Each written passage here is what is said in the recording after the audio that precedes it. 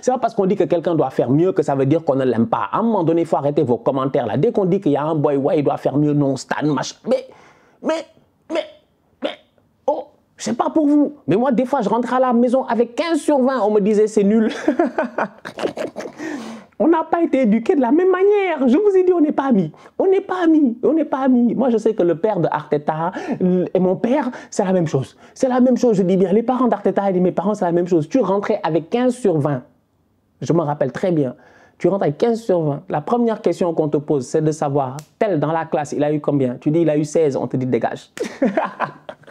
C'est ça que moi j'ai vécu toute ma vie. Donc à un moment donné, sincèrement, on va être très sérieux. On est là, je dis bien, que pour les top performances. On n'est pas là pour le tocarisme. Salam, salam, outsider. Le débrief commence maintenant.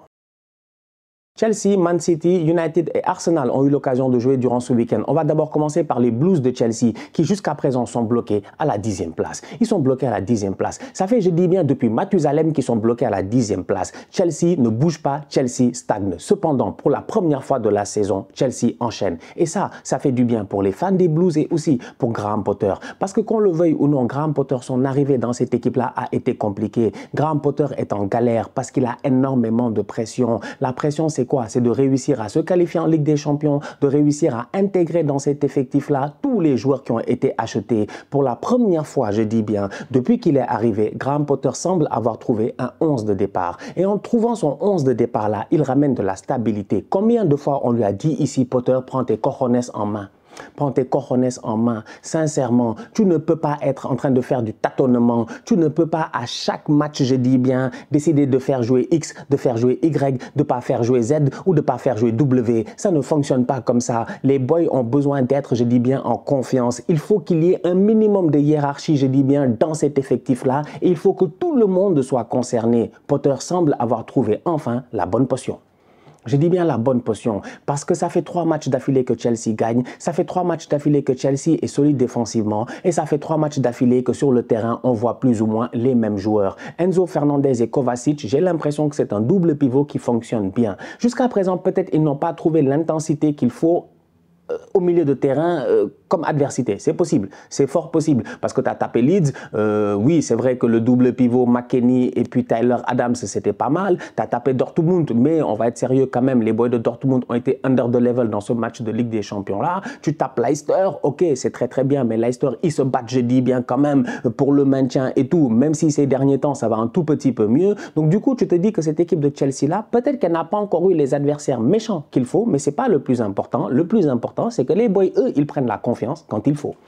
Et en ce moment, ils sont en train de la prendre. Enzo Fernandez est au top de sa forme. Kovacic est au top de sa forme. Les deux ensemble, ils font la paire et les deux ensemble, ils s'entendent à la perfection. Que dire, je dis bien, du retour de Ben Chilwell et aussi du retour de Fofana. C'est un paradoxe. 2 boys de Leicester, 2 boys qui, hier, ont fait une très belle performance. Fofana commence à se réinstaller dans cette défense-là. Après les blessures, ça a été difficile et tout. Il commence à s'installer. Et Ben Chilwell sur le côté, le week-end passé, il devait marquer. Ce week-end, il a marqué.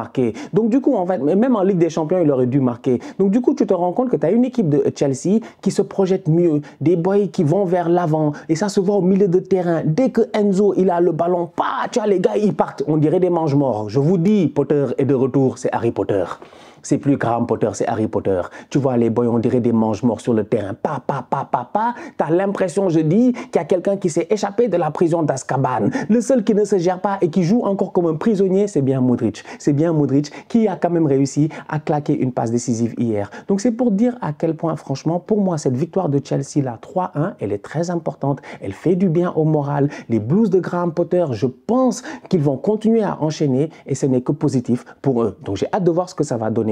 D'un autre côté quand même, j'ai aussi envie de saluer, ça c'est très important, mon boy Kai Havertz. C'est un bandit. C'est un bandit. Kai Tokar Havertz, franchement, Kai finesse, superbe but de sa part. Kai, on lui demande de bouler les ballons, il ne boule pas les ballons. Il est toujours là, je dis bien, pour tout faire dans la douceur. Il a caressé la balle, la passe est magnifique, la finition, j'en parle même pas. Donc du coup, tu as un Kai Havertz qui enchaîne, tu as un Joao Félix qui prend de la confiance, tu as un Modric qui a claqué un but, il a célébré comme un malade. Il y avait hors-jeu, il n'a pas vu que l'arbitre avait soulevé, je dis bien, le drapeau du hors-jeu. Bref, il y a tant de choses à Chelsea qui se passent en ce moment et tu te dis que même dans ce bordel-là, tu as l'impression qu'ils sont en train de sortir la tête de l'eau. C'est positif pour les Blues. Belle victoire. J'ai hâte de voir ce que ça va donner jusqu'à la fin de la saison. Surtout qu'il ne faut pas oublier qu'en Ligue des Champions, ils ont activé leur mode Chelsea. Leur mode Chelsea en Ligue des Champions. C'est-à-dire le mode où en championnat, ça ne va pas très bien, mais en Champions League, ils sont capables de s'en sortir. Donc du coup, attention aussi au tirage au sort dès cette semaine des quarts de finale. Cette équipe de Potter-là, on l'a peut-être sous-estimée pendant très longtemps, mais peut-être qu'enfin, Graham Potter, comme j'ai dit, a trouvé la potion. Sans Hermione Granger. Bravo. Manchester City devra se qualifier cette semaine face à Leipzig après le match nul au match aller en Ligue des Champions. Entre-temps, ils ont gagné 1-0 face à Crystal Palace. Un match compliqué pour les Citizens, mais un match quand même maîtrisé de la part des Citizens. Qu'on le veuille ou non, jouer face à Crystal Palace pour cette équipe de Guardiola, ces dernières années, ça a toujours été un match piège. Certes, l'année passée, quand même, City a gagné sans aucun problème, mais il ne faut pas oublier que le premier match de la saison, Crystal Palace va chercher un petit point. L'année d'avant, Crystal Palace va taper Manchester City. C'est-à-dire que Crystal Palace, quoi qu'il arrive, c'est toujours un terrain compliqué pour les Citizens. Hier, ils sont arrivés et c'était un terrain doublement plus compliqué parce que Manchester City a la pression de devoir, je dis bien, quoi qu'il arrive, gagner ce match-là pour maintenir la cadence sur Arsenal, ce qu'ils ont fait. Mais au-delà de cela, ils sont tombés quand même sur un coach de Crystal Palace qui est une légende d'Arsenal et qui sait la victoire, comment elle serait importante, non seulement pour Crystal Palace, mais aussi pour Arsenal. C'est qui ça? Patrick Vieira. Patrick Vieira, coach de Crystal Palace. Aujourd'hui, nous-mêmes à Arsenal, on lui a envoyé un de nos tocards, Sambi Lokonga. Depuis qu'il est arrivé là-bas, je regarde les matchs de Crystal Palace et je le trouve, je dis bien, beaucoup plus courageux, beaucoup plus imposant. Il prend ses responsabilités. À Arsenal, peut-être que la concurrence était en train de le bloquer, mais aujourd'hui à Crystal Palace, il est plutôt intéressant. Bref, malgré tout cela, ils se sont fait taper 1-0. Que veux-tu? Penalty de Haaland, ils sont trop forts. Ils sont trop forts. Ils sont trop forts. City aurait dû marquer même dans ce match-là un peu plus tôt. Jack Grealish a été très dangereux. Toujours sur le côté, être là à ratisser, faire des crochets à gauche et à droite, être là, faire des slaloms, on dirait un skieur. Jack Grealish, il a changé. Que dire de Phil Foden? C'est-à-dire que cette équipe de Manchester City-là, elle a un match de Ligue des Champions cette semaine. Tu penses que les gars vont faire tourner, mais Pep, même quand il fait tourner, on ne sait pas qu'il a fait tourner tellement, je dis bien, son effectif est fort. Que voulez-vous? Que voulez-vous, franchement? Il a tellement de top players que même quand il fait tourner un tout petit peu, ça ne se voit même pas. Hier, certes, ils ont eu à galérer, ça a pris du temps, mais ils sont restés très très patients et à la fin, ils ont été récompensés. Je l'ai dit et je le répète encore une fois, Arteta est poursuivi par deux chauves. Cependant, après le faux pas de Manchester United aujourd'hui, et je vais en parler, j'ai l'impression qu'Arteta est poursuivi par un seul chauve. Et ce chauve-là, c'est le chauve originel. C'est le chauve originel. C'est lui qui est là, je dis bien, depuis 6 ans, depuis 7 ans à nous traumatiser en Première Ligue. C'est lui qui a gagné 4 championnats en 5 saisons. C'est lui, je dis bien, le GOAT. C'est Pep Guardiola. Donc du coup, Mikel Arteta et son équipe devront maintenir la cadence. Ils ont réussi à le faire grâce à une victoire aujourd'hui face à Fulham. Mais d'un autre côté, il ne faut pas oublier que City n'abandonnera pas. Ils n'abandonneront absolument pas. C'est une équipe très très solide. Défensivement, c'est très solide. Ake s'est installé sur le poste de latéral droit et commence à prendre de plus en plus ses automatismes, surtout offensivement, parce que Nathan Ake, on le connaît depuis le temps des Bournemouth. On sait que défensivement, c'est un très bon défenseur, mais sur le côté, c'est différent. Il faut aussi avoir un apport quand tu es un latéral et pour le moment, il le fait bien. Que dire, je dis bien, de la défense centrale, j'en parle même pas. Rodri au milieu de terrain, il est trop important. Je l'ai dit ici plusieurs fois, il y a quelques semaines, je vous ai dit ici dans un débrief, que la performance de Manchester City dépend souvent de la forme de Rodri. Si Rodri se réveille dans un bon jour, si le match est compliqué, City s'en sort. Si Rodri se réveille dans un mauvais jour, si le match est facile, Manchester City s'en sort. Mais si Rodri se réveille dans un mauvais jour et que le match est compliqué, City est dans la galère. Et on va être très très sérieux, Rodri est un pion essentiel dans le football de Guardiola, de la même manière que Busquets l'a été dans le temps, la même manière que Fernandinho l'a été pendant des années et des années. Il a besoin de ce point de fixation-là devant la défense, de ce gars, je dis bien, qui va être un genre de meneur de jeu très très reculé, mais en même temps un milieu défensif. C'est-à-dire que franchement, il a cette conception du football-là avec ce joueur qui est un joueur pivot, non? Comme un tournant. C'est le joueur le plus important et ça se voit dans les performances. Un excellent Rodri, franchement, dans la plupart des matchs que j'ai eu l'occasion de voir cette saison. Donc, une belle équipe de City qui gagne 1-0 face à Crystal Palace. Bien joué de leur part. J'ai hâte de voir le Arsenal City, un match qui sera important pour la course au titre. Haaland a marqué son 28e but en 26 matchs. Il va exploser le record de Mohamed Salah normalement, il n'y a aucun problème. J'avais prédit à Wilou qu'il allait faire, je dis bien, 50 buts cette saison. C'est ce qu'on avait dit dans les prédictions en début de saison. Il est quand même, si tu y penses bien, à 22 buts des 50 buts, c'est beaucoup. C'est vraiment beaucoup, bon quand même, mais je pense que Haaland peut finir à 40. Donc on va voir ce que ça va donner d'ici la fin de la saison. Mais encore une fois, un Haaland qui, même s'il n'est pas forcément souvent mis dans les meilleures conditions, tu as l'impression, même là dans le match là, il ne se gère pas. Il y a plusieurs fois, parce que, alors City joue face à Crystal Palace, il y a le boy Gay. Excusez-moi, parce que c'était hier. Il y a le boy Gay là, en défense centrale de Crystal Palace qui a été plutôt bon physiquement et tout, sur les ballons aériens, etc. Pour moi, Haaland doit mieux faire sur pas mal de situations. Il doit de temps en temps anticiper face aux défenseurs. Il est peut-être tombé aussi face à des défenseurs hier qui ont beaucoup anticipé face à lui, qui ont évité, je dis bien, qu'ils leur prennent le dessus de manière un peu plus, j'ai envie de dire, facile, qu'ils les surprennent, parce qu'Haaland, des fois, il peut être très surprenant. Donc, tu as une défense de Crystal Palace quand même qui a été plutôt concentrée face à Haaland, mais ça ne change rien sur le fait qu'il a quand même claqué son but. Très belle performance de sa part, franchement. Sur la saison, très belle performance. Ça veut dire 28 buts en 26 matchs, c'est exceptionnel. Maintenant, dans le jeu, de temps en temps, tu regardes Haaland et tu te dis, bon, tu as l'impression que si tu avais un jeu plus direct, ça lui irait mieux. Mais bon, il fait quand même sa saison. Bravo à lui. Franchement, c'est extraordinaire. Après avoir perdu 7-0 face à Liverpool la semaine passée, les boys de Erik ten Hag se sont gérés en Europa League. Victoire 4-1 face aux Betis sans aucun problème. Donc du coup, tu t'attends à ce qu'ils continuent sur leur même lancée et qu'ils tapent Southampton, qui est quand même, si je ne me trompe pas, dernier du championnat. C'est pas ça qui s'est passé aujourd'hui. Cette équipe-là, elle a galéré. Cette équipe-là, franchement, elle a galéré. Elle a galéré. Pourquoi? Parce que, et c'est dommage, parce que même dans la galère, ils auraient pu gagner ce match-là, mais ils prennent un carton rouge très tôt qui vient fausser un tout petit peu les plans de Erik ten Hag. Parce que Erik ten Hag, en venant dans ce match-là, il sait qu'il ne doit pas galérer, qu'il doit taper Southampton et passer à autre chose. C'est la raison pour laquelle il vient avec un système quand même qui est un peu plus offensif qu'à l'habitude. Il n'y a pas un double pivot, il y a un pivot. Il y a un pivot, c'est Casemiro. Il est tout seul, je dis bien. Et devant lui, tu as des joueurs offensifs. Tu as Weghorst, tu as Rashford, tu as Fernandes, tu as Sancho et tu as Anthony. C'est-à-dire qu'aujourd'hui, Erik ten Hag est venu avec cette volonté de vouloir acculer Southampton et de ne pas leur donner, je dis bien, cette opportunité de respirer. Cependant, cette équipe de Southampton-là, ces derniers temps, elle est sur un bon mood. Elle est franchement sur un bon mood. Ils sont de bonne humeur. Ils ont un nouveau coach. C'est une équipe, je dis bien, de bandits qui peut-être va réussir à se maintenir, même si la course, je dis bien, au maintien, ne sera pas simple. Cependant, aujourd'hui, dès que Casemiro prend un carton rouge, ça fausse un tout petit peu le match. Parce que finalement, tu te rends compte que United, même à 10 contre 11, il se crée des occasions. Même à 10 contre 11, je te dis, ils peuvent aller chercher une victoire 1-0. C'est possible. C'est possible. À 10 contre 11, Southampton a beaucoup plus de liberté. Southampton joue un jeu beaucoup plus libéré. Les Theo Walcott, tout ça, là, s'il se gère, si David De Gea ne fait pas 2-3 top arrêts, peut-être que Southampton gagne ce match-là. Mais à 10 contre 11, quand même, United n'a pas abdiqué, United a continué à pousser.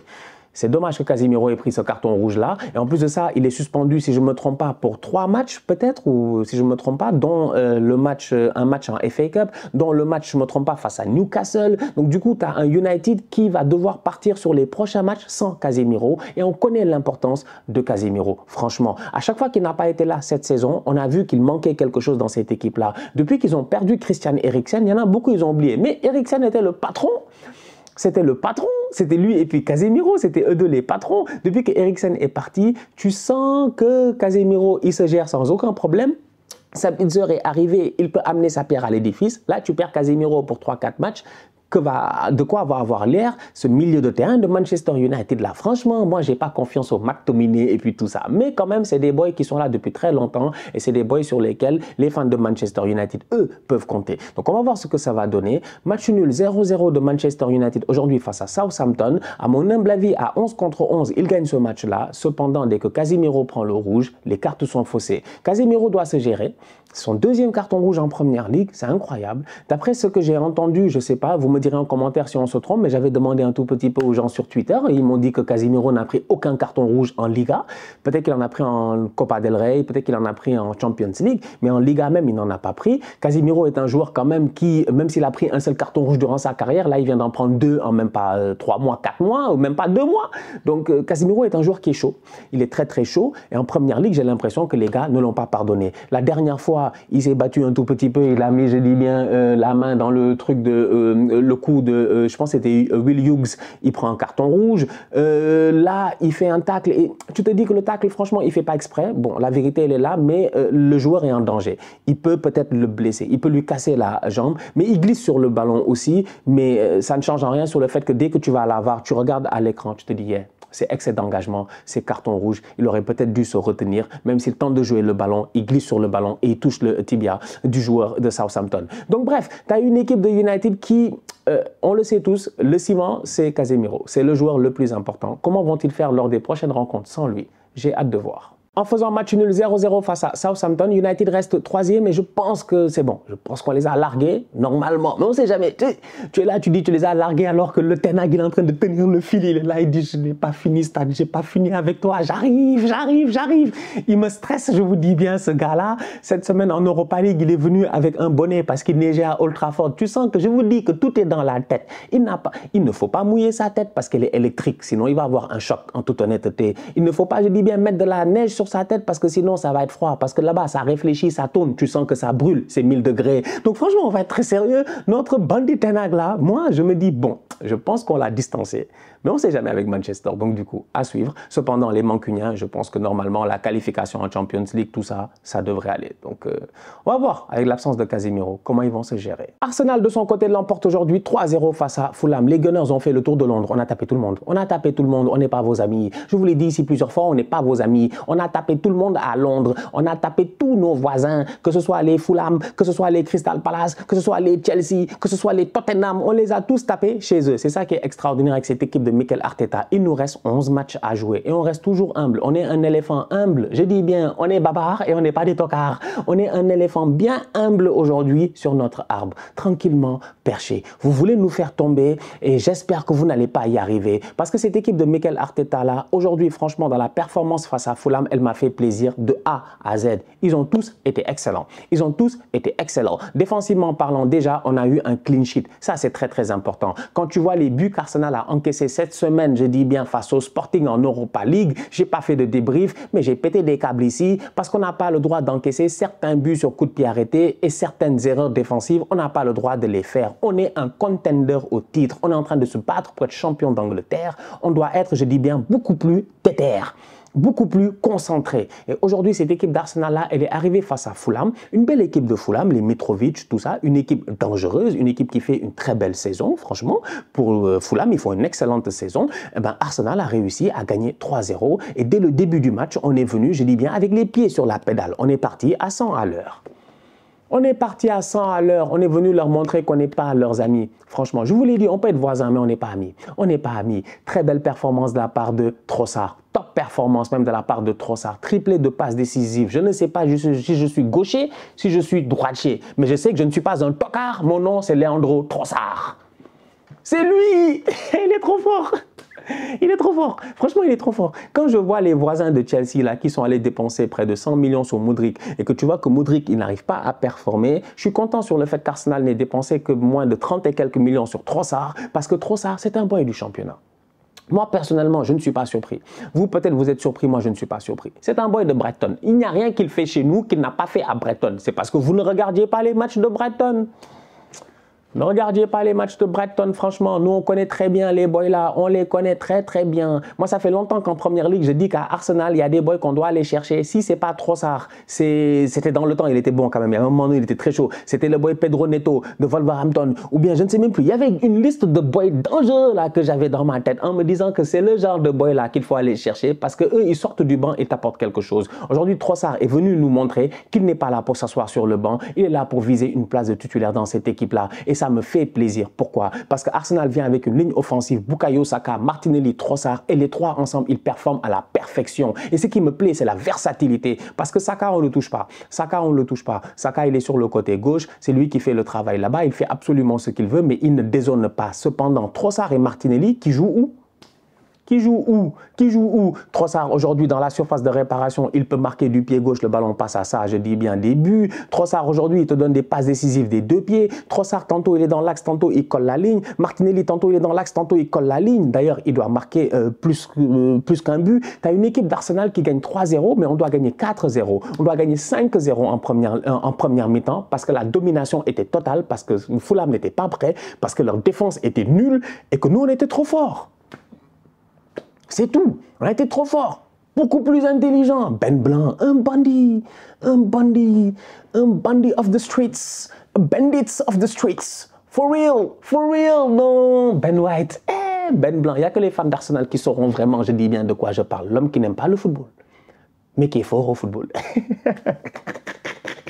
Ben, yeah, you like football? Yeah, I don't like football that much. Yeah, I don't like football, you know. Like when I was a kid, I used to be like 10 minutes in front of the TV and then I got bored. So like, I used to go out and play football. Like, I prefer playing football outside. It's much more interesting, you know. Like, yeah. Even now, I don't watch much football on TV. Yeah. Quand tu es payé des millions, viens nous raconter, fais-nous rêver, viens nous dire, ouais, j'aime le foot, c'est trop cool. Bah, le gars, il vient te dire que lui, il n'en a rien à faire du football. Voilà, un Gareth Bale défensif. C'est un bandit. Le Benjamin Blanc. Non, c'est mon gars. Franchement, c'est mon gars. He's my guy. Like, I love this guy. J'adore ce mec-là. C'est un excellent joueur de football, un joueur très versatile.